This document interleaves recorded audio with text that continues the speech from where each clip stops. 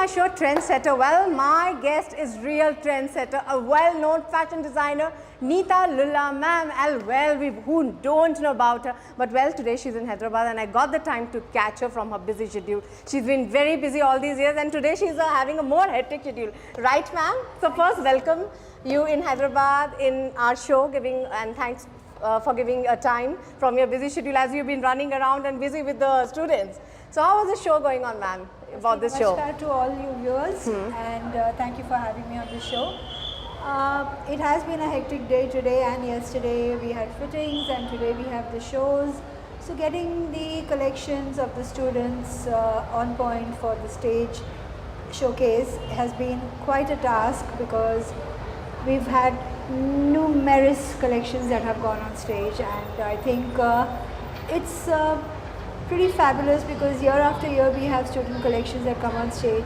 Every year there is a progressive streak that you see in the students, and like the ever evolving format of fashion, the student mindset and the student collections are also ever evolving. And it's great to see them come up with such tremendous ideas, so much of craft, so much of hands-on work, whether be it painting, stitching, embroidery, and I think these students deserve their day in the sun, and that's why this. But ma'am, you are a real trendsetter and you give the new era to the fashion world, to the industry. I mean, I wanted to know when you got the spark that this is the industry I want to be in, because that time when you were planning to be into this industry, it was not easy. It was a big struggle. So I just want to have that inspirational little bit of story about that. So I'm sorry to burst your bubble. It was not a struggle because there was hardly any concept of fashion. Fashion was just starting to kind of get popular, and a few designers had come on board, starting to create design collections, and people would wonder, what are you doing in fashion? I mean, you can take up tailoring, you know. Yeah, there is tailoring. Yeah. And for the longest time when I did films, even in the South, they used to ask, can I speak to Neeta Taylor? Oh God, so, don't tell me. Yes, oh my God. It has evolved from there to now. It has been something that I've enjoyed. The process has been fantastic. Every day for me is a learning experience. Every day for me creating a new trend has been something that I've looked back and felt very happy about, and I think that's what life is all about, you know. But ma'am, there is a second option in your life. If you're not doing this, what will be a second option in your life? If I'm not doing this, my hobby is sketching. Same, it's related to your blood, it's the same thing. If I'm not sketching, my meditation is designing. If I'm not meditating, my go-to in my lows and highs is always designing. So that is in my DNA and that's my passion. That's the body. I can feel this, the press points, you already have that. Absolutely. Which a great fashion designer needed. As you talked about, ma'am, your connection with Hyderabad has been very close, which people know it and some people don't know it. So can you elaborate on that, your connection coming to Hyderabad, how you get related and you feel happy to be here? So coming to Hyderabad, I never left Hyderabad. I've grown up in Hyderabad. My education has been in your childhood memories. My childhood memories have been Hyderabad. My friends are here, and eventually my work is also here. My parents live here. So yeah, this is where I hail from. So when Telugu bidda unna. Oh, so sweet, ma'am. But that time, ma'am, leaving Hyderabad and going to Bombay and I mean, how was it? Like, is it like that time, you know, now we can send the girls, it's a trend, parents are promoting their girls. That time, what was the spark? You got it and you went there. So you make me sound like a dinosaur. Oh, no, you did that. You are a superwoman for us. No, my parents lived here, but my entire family is in Mumbai. And so I went back home to Mumbai as well, and I got married in Mumbai, and I stayed on, and I kept traveling to Hyderabad and back. And work happened. Work just happened when I started getting education in fashion in Mumbai, and things fell in place one after the other, from fashion choreography to film designing to mainstream couture designing, bridal wear.